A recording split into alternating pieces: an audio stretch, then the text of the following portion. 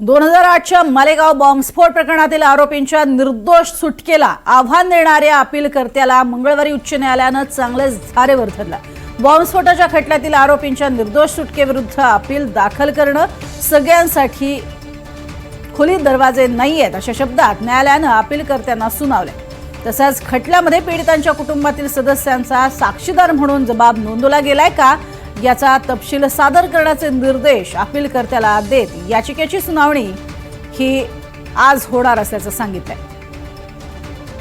त्यामुळे आज मालेगाव स्फोट निकालावरती सुनावणी होणार आहे। हायकोर्टात ही सुनावणी पार पडेल, कारण ज्या पद्धतीने ही निर्दोष मुक्तता झालेली आहे त्यावरतीच आक्षेप घेण्यात आलेला आहे। पीडित कुटुंबियांच्या वतीनं हा आक्षेप घेतला गेलेला आहे आणि त्यालाच आव्हान देणारी ही याचिका दाखल करण्यात आली आहे। अधिक माहिती घेऊयात निलेश वाघ यांच्याकडनं। निलेश, काय अधिक माहिती? नक्कीच प्रज्ञा, आपण जर बघितलं तर मालेगावच्या 2008 साली भिक्खू चौकात झालेल्या बॉम्बस्फोटा प्रकरणी जो निकाल आला होता, ज्यात साध्वी प्रज्ञा सिंग, कर्नल पुरोहित आणि यासह 7 हिंदुत्ववादी नेत्यांना NIAच्या विशेष न्यायालयाने सबअभावी निर्दोष मुक्तता केली होती। मात्र या निकालानंतर मालेगावमध्ये संमिश्र अशी प्रतिक्रिया होती।